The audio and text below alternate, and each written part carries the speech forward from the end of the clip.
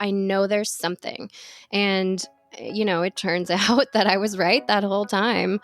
But it felt so isolating. I felt like I was just kind of fighting by myself to get anyone to believe me.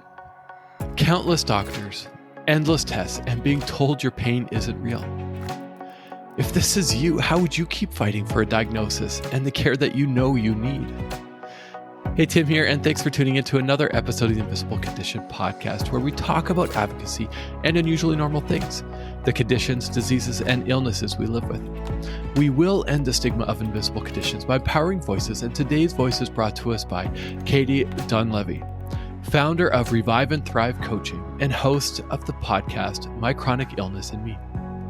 Katie's journey with endometriosis is one of perseverance and advocacy.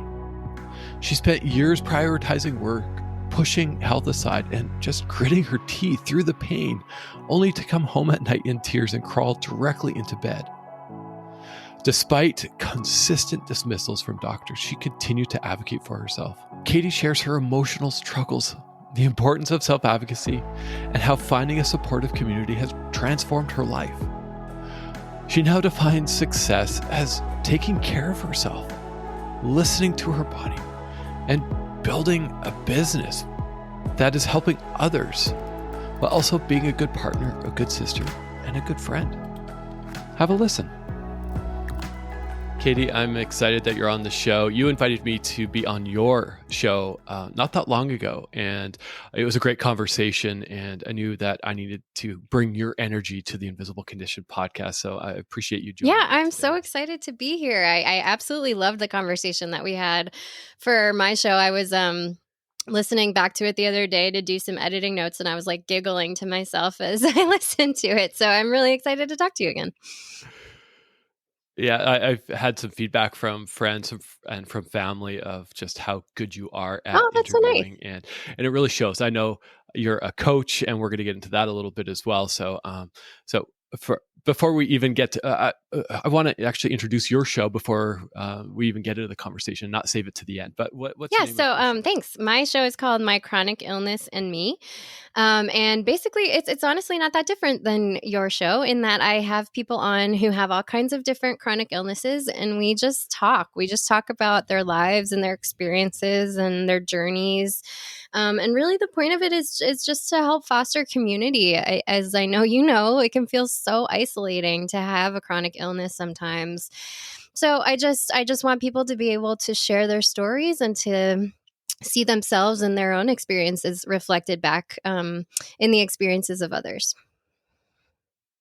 Community is a word that keeps coming up over and over. And I've met others now who are in this space, this invisible condition, this chronic illness space. And there are great shows like yours, as well as others. And so, this is how we're going to end the stigma, is we are going to continue to tell stories. And I was asking my 7-year-old daughter, we were talking a little bit about invisible condition, and she inserted a couple eye rolls as I was asking her way too many questions for her to she's like, come on, Dad, I just want to color.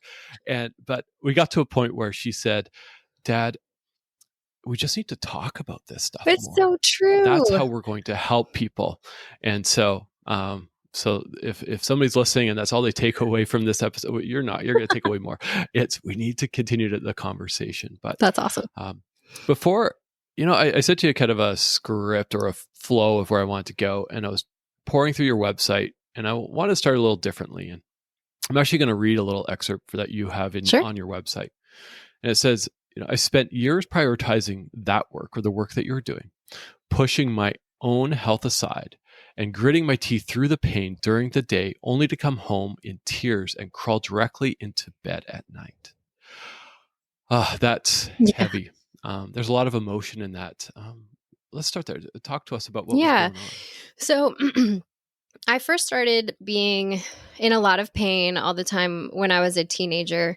And when I was 17, I went to the gynecologist and they said, oh, you might have this thing called endometriosis, but don't worry about it. We'll put you on the birth control pill. And they kind of just sent me on my way without really explaining what that was or what to expect from it. So, I just kind of did. I just went about, went on my way and went about my life. And then in my mid 20s, I started to just be in a lot more pain all the time. And it basically progressed. It just kept getting worse and worse and worse for, I don't know, 5 to 7 years. And I would, on the website, I say I pushed my pain down. I did and I didn't. Like, I would go to the doctor. I went to dozens of doctors. I went to GI doctors. I had multiple colonoscopies before I was like 24. I saw pain specialists and allergy specialists and naturopaths and nutritionists and et cetera, et cetera, et cetera. And I always kind of said, this one doctor when I was 17 said the word endometriosis. Could my pain, could my stomach problems, could my back pain, could my headaches, could my like deep pelvic pain be related? And every doctor, would take tests, would do scans, MRIs, ultrasounds, and they would see nothing. And they would say, yeah, no, no, it's probably not it. And if it is, it's not worth it because you have to get surgery to get a diagnosis. So, in the times between going to dozens of doctors, I just freaking got through it. Like it's funny, I call it my white knuckle phase because that's how I felt. Like I literally just felt like I would just go to work and kick butt at my job. I cared deeply about the work I was doing. But yeah, over time, it just got so bad that I would come home and I would cry, or I would cry in the shower before I got dressed in the morning. And I just reached a point where I couldn't do it anymore. Let's unpack that a little bit. There's a couple things coming into my mind, and one is advocacy. That's I'm all about talking about self-advocacy and that the importance of that. And it sounds like you advocated for yourself for years. When you first heard that word endometriosis, and when you brought it back up with doctors, and it was, dare I use the word dismissed, or just like, hey, it's probably not that. How did that make you feel? You're going through this for years. Yeah, it almost, it feels really gaslighting. And it's unfortunately something that many women, especially with conditions like endometriosis or adenomyosis or fibroids or PCOS, things that are considered but aren't actually necessarily like women's problems, really often get dismissed. And it felt terrible. It felt like I had to keep fighting and keep being like, no, I know. Okay, I see that you're telling me this scan is fine and you didn't find anything, but like, I know there's something going on with me. Like, I should not be in this much pain all the time. And there were, long stretches of time where I just got so burnt out on fighting for myself and trying to find help and trying to explain it.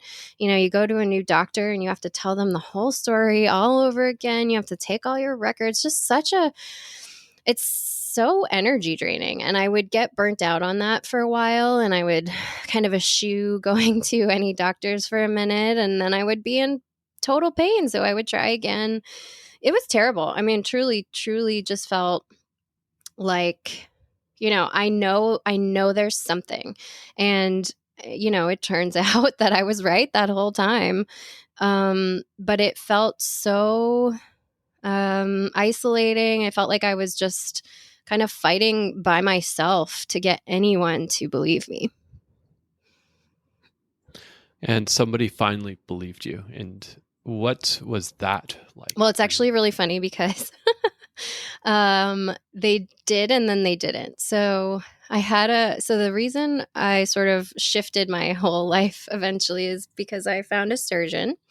So endometriosis is not curable, but you can get a surgery where it's called excision surgery, which is like the gold standard of care, where you can get a laparoscopic procedure where they move around all your organs. It's people think it's like, oh, it's just a laparoscopic, like minor surgery. Like, no, they literally move all of your organs around and look everywhere. And if they're good at what they do, take out all the endometriosis lesions they find. And then, you can hopefully live after that for several years with a lot less pain. It's very likely that you'll have to have surgery again, but at least you have a better quality of life for several years. Anyway, so I found a surgeon who is a specialist. And the first meeting I had with him, it was like, oh my God, finally someone is listening to me. Like he just believed me. He was like, yeah, yes, you have endometriosis. Like I can almost guarantee it. Let's, are you interested in talking about medication?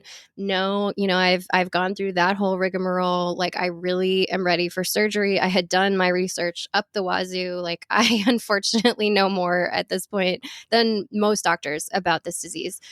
Anyway, so he was like, okay, great. And he supported my wish to get surgery. And I was so thankful. And then the day of surgery comes and I go under, my parents are there, my partner's there. I'm so nervous. I'm a redhead and redheads tend to wake up under anesthesia. So I had a whole panic about that. Anyway, so I wake up from under anesthesia, and I look at the clock and it's 30 to 40 minutes after I had gone into the operating room.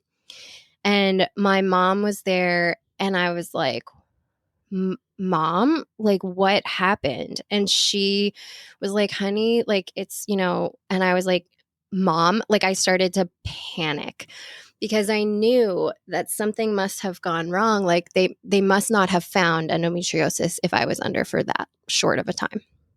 So the surgeon basically says yeah, no, you don't have it. You underwent this whole surgery. You don't have endometriosis. There were some spots that looked sort of, angry. So I took some biopsies, but this is not what you're dealing with.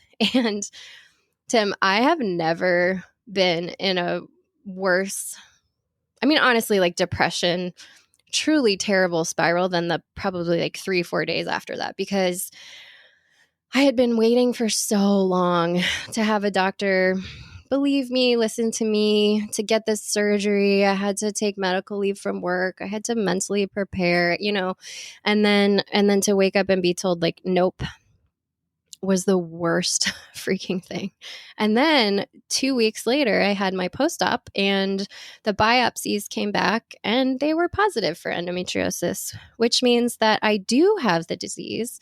And what it also means is that the surgeon, even though he's supposed to be one of the best specialists, didn't realize that I had it, so therefore didn't take it out. So after all of that, I had a huge surgery. I had all this mental stress and spiraling, and then only to find out, yes, I actually was right this whole time, and it's still inside of me. Wow. Okay. Well, first off, thank you for trusting us with this story. That's an incredible emotional roller coaster. I'm trying to wrap my head around, even the preparing for surgery. I've had numerous surgeries, and the mental stress, oh my God, yeah. Physical stress, the preparation, it's just, it's not a walk in the park. It is, there's a lot that needs to go on just to get ready for surgery. To wake up, look at the time and go, oh, that was short. And then to be told, sorry, it's nothing. I can't imagine what you were going through. It was terrible. And how, you get the results, it's positive. Now what? What do you do now? That was a whole, luckily, before I actually had my surgery, like I said, I had done a ton of research. And so I actually did know that it's a pretty common experience, unfortunately, for people with endometriosis to have surgery and to be told they don't have endometriosis, and then only to find out later that they do. It's just they weren't with a surgeon who could identify it for whatever reason. So there was a part of me that was like, okay, well, if he didn't find it, but it's not anything else. I've been to every other doctor, right? Like I'm pretty sure it's this. Then I'm going to have to like find someone else who will do this again. But that's such a daunting thing to think about after a major surgery. So, for a long time after that, I kind of focused on just simply recovering. Like I had a couple months of medical leave from work. I was working with a health coach who I had met a couple months earlier. And through working with her and through taking time to recover, I realized like how deeply, deeply burnt out I had gotten through all the white knuckling I had been doing. And I decided that I was not going to go back to work. I quit my job. Actually, it's funny, like 2 days before the 2020 pandemic, like everything shut down. And I was like, oh, that's good timing. But in a way, it was good timing because I ended up taking like a full year to recover. It wasn't until a year later after my first surgery that I felt like myself again. I had totally lost myself in all of the pain and stress and mental taxation around this illness and trying to deal with it. And over the course of the year after my first surgery, I really found myself again.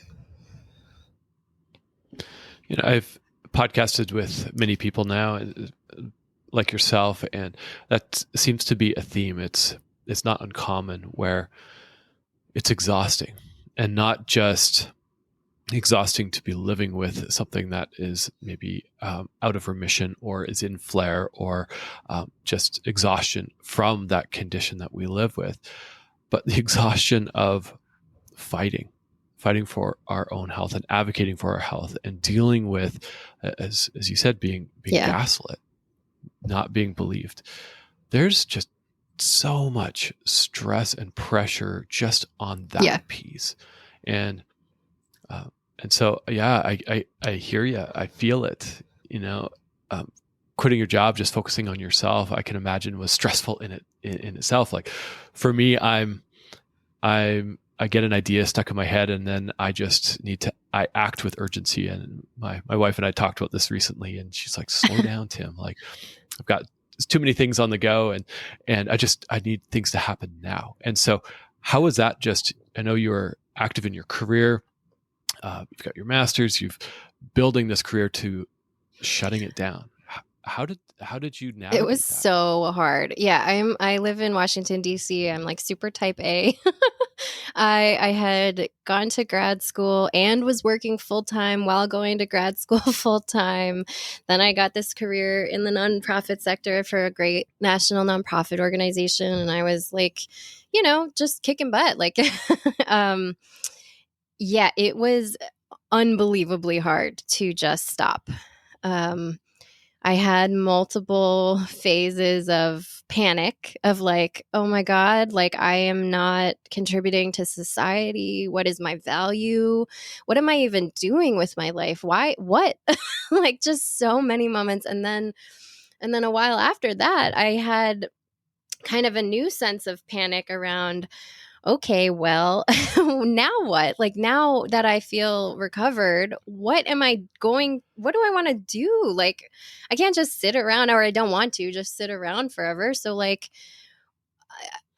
do I go back to school? Do I become an architect? Like I would be Googling, career jobs. Like just tell me what career I should have at 2 a.m. with like absolute panic in my heart.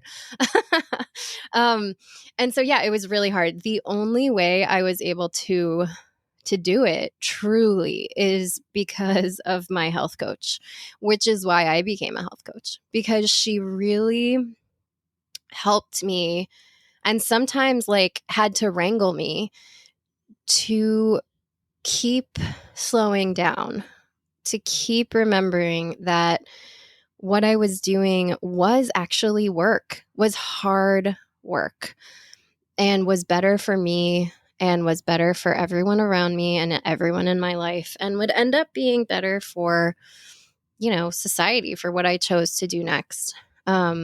And I mean, it was hard. We had a whole, there's a particular conversation we had earlier on where she had asked me like what success meant to me. And, to me, I was like, oh, well, it means, progressing in my career, getting promoted, being recognized as good at all these things. And she asked me, is it possible that success could mean being a good partner, being a good friend, being a good daughter, sister? And I just immediately was like, no. Like, those things are so important to me. They're essentially important to me, but like, that's not success. That's not what that means. And it was such a hard stop. And it took, honestly, a very long time to, I don't know, like break down that mentality and then build it up to what it is now, which is much healthier for me. That resonates on every single level, just building a career, rising up in organizations, and then all of a sudden it's gone. And after my last major surgery, my doctor said, take time, take 8, 12, 16 weeks to heal. And it was week 4. And I remember exactly where I was sitting in my house. It was on our patio, and it hurt so much to sit up. But I had my laptop on my lap, and I was looking for jobs because I felt I need this. And I didn't need it. We're fortunate enough to have a bit of savings. My job ended, so there was no health insurance, no nothing. And so it was like, I just felt that panic. And then we threw it out to our friends and our neighbors and just, hey, we just need some support, and not monetary support, but, we're going through a lot. And by just throwing it out there, it was the amount of support was incredible. That's awesome.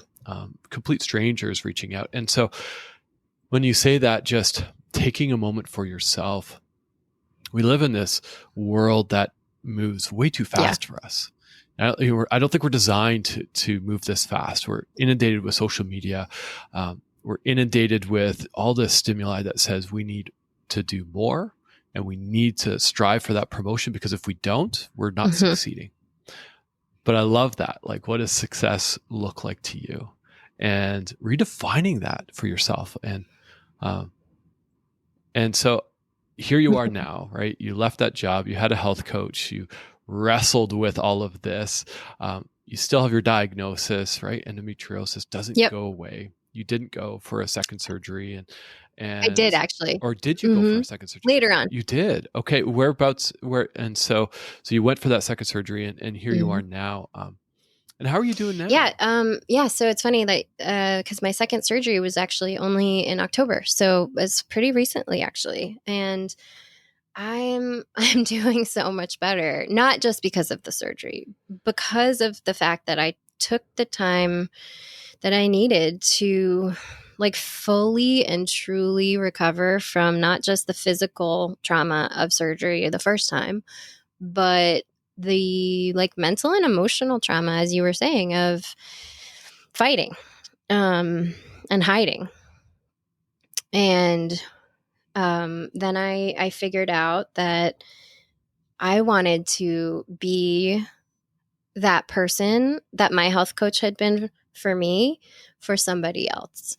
Like, if there were somebody that I could help figure out that, here's what success looks like to me, or here's what I want from life, or I'm really struggling to balance this illness with my job, or, whatever it is. I wanted to be that person for somebody else. And so I took training to become a coach, and I started this business. And it's funny because every now and again, my type A like self will try to poke its head out and be like, you got to do more. Hustle culture. Like, this is your business. You're an entrepreneur. You should be working 20 hours a day, blah, blah, blah. And I have to sort of like go back to my roots now of like, whoa there. That's not what success is to me. What success is to me is taking care of myself, listening to my body. So if it's, a Wednesday morning and I'm supposed to have a call and I really need a nap, then I listen to that and I honor that, which is very, very different than what I used to do. And it's building this work and helping others while taking care of myself, while also being a good partner, a good sister, friend, etc. That is what success looks like to me. It's like that integrated version of myself. And I think part of the reason that I feel so good now and I was even able to undertake a second surgery was because I had done all that work to have that sort of foundation. It just highlights why coaches exist, like yourself, and some are blessed to have great friends who can ask those prodding questions, those big questions, those existential questions to get us thinking. And there's so much power in having a coach just to understand what's important. And that simple question, if somebody's listening to this and is really struggling, it's sitting down and just even defining, what does success look like to you? I wrote a piece on self-advocacy recently, and it starts with just writing down like what matters most to you. What are your values? Because that is going to help you inform the direction of your self-advocacy journey. Absolutely. Right? If you value curiosity or being heard, but maybe you don't, and so that's also going to inform how you're going to show up in your advocacy journey, like yourself, advocating for years, undergoing gaslighting, finding a doctor to believe you, to just go and undergo surgery to not believe you and then get proven wrong. I'm curious, did you send that doctor a follow-up email and say, I wanted to so much. No, I never did. I probably should. It's funny. The second doctor I went to for my second surgery is also in my area, and he was like, "Why did you go to him first?" I was like, "I don't know." So I've had a lot of laughs about it now, but not, yeah.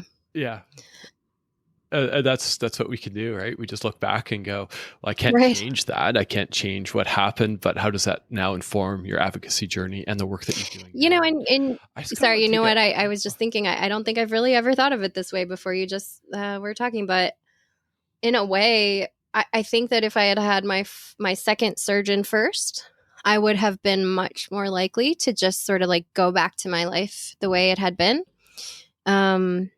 Rather than like really needing to take that time to figure out everything. And so in a way, I guess I'm grateful for the way that happened. Yeah, in a strange way, when we look back and go, okay, this journey, the journey you've been on and I've been on and others have been on, we look to where we are now. And would we be here? We never know. But we can start questioning, like, would I be here? Would you have started your coaching business and your podcast, or would you have gone back to work in the nonprofit and just started working up that ladder of position? And for me, I wouldn't be here if I wouldn't be here at Invisible Condition unless things happened the way they did. I always had an idea of like, hey, I want to do some advocacy work in this space, but no idea about starting a nonprofit and all that stuff. And so, grateful is the word that you used, and the conditions we live with, and then being it's weird, right? But and it takes it's weird, right? This is the hand we've been dealt, and the phrase that keeps coming up in my mind is like, so what now? Okay, so. Right. I can't change that I live with a few different things. You can't change you live with endometriosis. So what now? How are we going to approach? And that's a fun and scary question to wrestle with. Fun and scary are the two good words for it. Yeah. I want to go back to endometriosis. And I realized that we hadn't even defined it for our audience. And maybe we'll just go all the way back to defining it. And then I just have some curiosity questions around the stigma that surrounds endometriosis. Yeah, totally. So, okay. Endometriosis is a disease where cells that are very similar to, but are distinctly different from the cells that line the uterus grow outside of the uterus. It's a funny, like, I'm always so particular to say it exactly that way because even doctors often get that wrong. So, for example, there's a lot of times where you'll hear from a doctor like, "Oh, you could get a hysterectomy." Like, no, actually, because the definition of endometriosis is that they grow outside of the uterus. So, anyways, that's why I'm very particular about it. It is one of the 20 most painful conditions in the world. It affects 1 in 10, although the statistic is changing, I think, to 1 in 9 women around the world. And it's interesting too. A couple things. So many people think about it as like a women's issue because it has to do with the pelvis and the pelvic area. They've actually found surgeons and doctors and researchers have found endometriosis on every major organ of the body. So that includes the lungs, the heart, the brain, the liver. It is not just around the uterus and on the fallopian tubes. And although it's very, very rare, endometriosis has also been found in people biologically born male. So those are two important factors for me to just make sure I say out loud, because to your second question, a lot of the stigma is around, oh, but that's your pelvis, that's your uterus. Don't talk about that. Like, nobody wants to hear about, how people think it's just a painful period. It's not. It's a full body, full time, extremely painful and sometimes debilitating disease. I'm just sitting with that for a moment. When you say one of the top 20 most painful conditions out there, that's something that I hope our listeners just take to heart. When somebody says, hey, they live with endometriosis, or they know someone who does, it's not just, as you said, a painful period, or it's a women's issue. It's serious. It's serious. And yet there's still so much stigma, especially when it comes to women's health. I heard something last week or the week before we're recording this. I can't get into the details of it, but it was around women's health, and a company had put out some content, and a decent number of people unsubscribed of a specific gender. And that just blew my mind. And so when it comes to health, and if it's not just, oh, that's a women's health problem, I don't need to know about it. It's like, yes, we all need to know about it, because that's how we're going to end the stigma. And so when you hear that, what comes to mind? Your anecdote, you mean, about the company? Yeah, it's not surprising at all. It's so frustrating, though. I mean, okay, think about it. 1 in 10, or more likely, 1 in 9 women around the world deal with this disease. And still, the only way to get a diagnosis is to be cut open and have surgery. And still, often, including me, when you do have surgery, you're still told you don't have it. It's like, think about if, 1 in 10, I think I might get the stat wrong, but I think it's similar to the number of women in America who have diabetes. It's a very common disease. And the only way to get diagnosed is through surgery? What? Like, that's insane. That's ridiculous. That is. I'm trying to wrap my head around it. And if a doctor said, the only way we could diagnose you is we're going to have to cut you open. That's a lot to process is, okay, well, do I just live with this? Or I can't imagine the thought of going through some people's mind of, well, like, why? Like, don't they believe me? What can we do here? And having to be undergo a surgery that's not just, you're in and out. You have to take time off work. And this is where, I was reading a stat, 1 in 4 people in the US and now Canada, I think Canada was 1 in 5, and I think they're changing that stat to now 1 in 4 live with a disability. And I don't like to say, not every condition is a disability, it's a disease or an illness or whatnot. And so when we look around, if you know more than 4 people, you know someone who's living with something, and maybe they've chosen not to say because of that fear, because of the shame that they maybe have undergone. Maybe that's the shame they feel themselves, or maybe the shame somebody else has imposed on them. It kind of breaks my heart, but also gives me hope, like people like yourself who are just like, no, we're going to talk about this. Yeah. And just like my 7-year-old daughter said, hey, we're going to talk about this, and we need to talk about this. We got to talk about it. But there's other ways I think we can end the stigma. I'm curious what comes to your mind. Yeah, I was thinking about this a little bit, and I think kind of 2 things come to my head, and one is more micro and one is more macro. I think part of ending the stigma is for us as people to start talking about chronic illness, invisible conditions as a systemic societal issue. So we as a society, in my opinion, are not good at knowing how to deal with people who don't get better. We expect people to get sick and then to get better. Or we kind of understand, cancer, something like that doesn't necessarily get better, but we really do not know how to handle what do you mean, 5 years later, you're still dealing with the same thing? Like, we just are so uncomfortable with that. I think we were talking on my podcast about how there's that like, oh, are you better yet? Kind of like question that someone with a chronic illness gets all the time, and how sort of frustrating and tiring it is to kind of explain like, well, no, not really. Like, it's much more complex than that. So I think starting to talk about this as like, how do we in our society deal better with knowing and understanding that there are conditions that do not go away, and someone might feel better or worse, might be in remission or in a flare at some time, but that's not the same as like the black and white, you're sick, then you're better.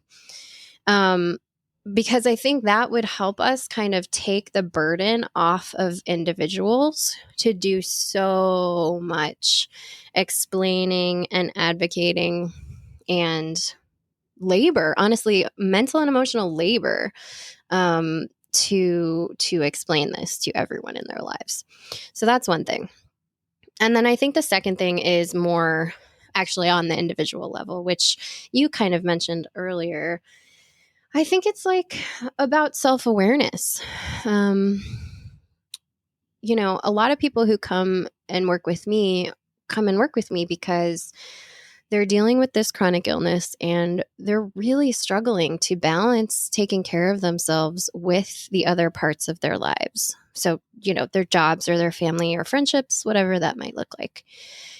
And I think a huge part of ending stigma is to really think about, where am I out of balance? Where in my life do I put on a mask and pretend that I don't feel as much pain as I actually do? Or who am I afraid to tell the truth to? Who do I worry that if they know this is what I'm dealing with, they'll treat me differently? And I think with that self-awareness comes the next question, which is, what would balance look like? What would integration look like? And how would it look different than what I'm doing right now? And that's what I try to work with people on. So I think it's, those 2 things, like one on a bigger societal level, and one is more of an individual question. Like, how do I really want to live my life? And how do I integrate this disease or this illness into my life rather than siloing it away? It's an important question. I like how you said, who am I afraid to tell the truth to? And that word truth makes me uncomfortable in a good way. It makes me uncomfortable because, you look at friends and family, and for years I hid it. I hid that the fact that I have Yeah. Crohn's, and that I would not participate in things, and to the point where people just stopped inviting me to things.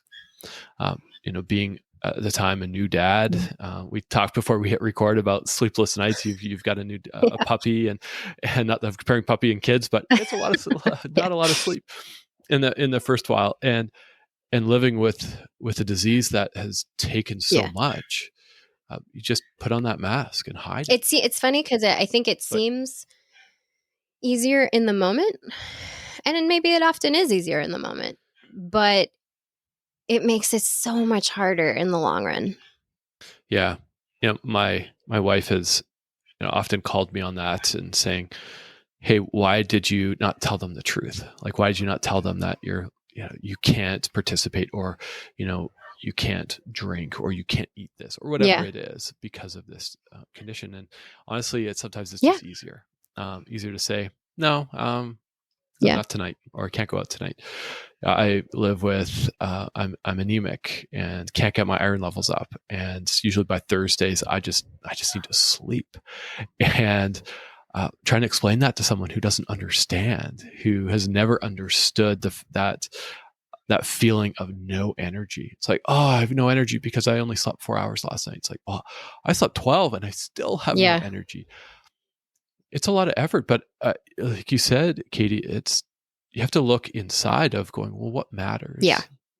If you're struggling with this balance, or struggling with this, how do you show up, or how do you live with this condition? It's like, what matters most to Yeah. you? And I think it's also, it's not like you have to one day just decide, okay, the mask is off and everyone can know every single thing. Like, it's a process, and I get it. I went through it myself. I used to hide a lot more than I do now. It's a lot of work to figure out, okay, like, who might it be comfortable to tell a little bit more about today?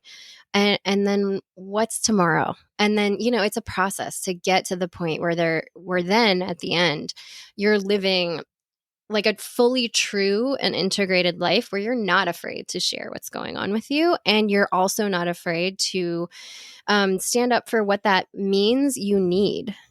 Yeah, understanding, finding out what you need, and practicing. So I've shared with people myself is Yeah. practice it. Maybe it's with a partner or one of your close friends, or maybe it's in the mirror because you haven't shared. It's just practicing, and understand, maybe it's, I don't know what I need, but I just feel I need to share this, or, hey, I need this. And for those who are on the other end, who are listening to this, how do you want them to respond? It's funny because I was thinking, like, it's a self-reinforcing cycle in a good way. So, meaning that in my experience, at least, every time I have shared a little more, whether it's with someone I work with or someone I don't know at all, or I love a deep, dear loved one, the response has always 100% of the time been kind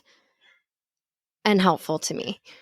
So that makes it easier to do it again the next day, right? Like, I think the more, to your point, you practice, the more you kind of realize, like, oh, the world is actually not going to fall apart if I need to just be who I am right now. And so I guess, to people listening who would be on the receiving end of that, like, think about what it might be like to share that kind of information with someone, and how vulnerable that person is being. And I think inevitably your response will be lovely. Yeah, most people don't have ill Right. intent, and people might say something without Mhm. thinking, and it's then your choice. If you've received something that's like, oh, that's questionable, it's our choice on how we're going to Mhm. react. Is it just a gentle correction? Is it, all right, gloves are off, we're going to go at it now, and I'm just going to tell you what I think. I don't always advocate for that response, but it's an opportunity to Hmm. educate and even say, hey, that's not helpful. I was recorded with somebody recently, and he said, if somebody he shares some with somebody what he lives with, and the response starts with at least, Mm, he knows it's not going to be a that's good such a good response. point. But he uses that as an opportunity to then gently Hmm. correct and say, that's not helpful to me, because my normal, and this is my words now, is my normal is different than Right. your normal and different to somebody else's normal. So I live with Crohn's disease, and it's very different than other people I know who live with Hmm. Crohn's disease. They, and you can't Hmm. compare. Endometriosis might be different for you than somebody else, and we can't compare. And I think that's a problem we have with in our circles and in our society, is like, oh, you hear it, it's like, oh, you have arthritis, oh, your joints Yep. must be sore. Well, that's not the case for everyone. So it's that approach of curiosity. But um, for someone who is listening and who needs and just feels that they need some support or need to get something off their mind, or maybe considering a coach, I'm curious if there's a couple common themes that you've seen within your coaching clients that might help somebody else who's going through that journey Yeah, themselves. absolutely. I mean, I think, which is the whole point of your podcast, communicating is really difficult. I was talking to someone a couple of months ago who said, I said, obviously we can't get rid of your condition, but if we could wave a magic wand, what would you want? And she said, all I really want is to be able to explain to people whom I love how difficult this is and for them to understand. And to me, that's so powerful. She wasn't saying, I don't want to be in pain.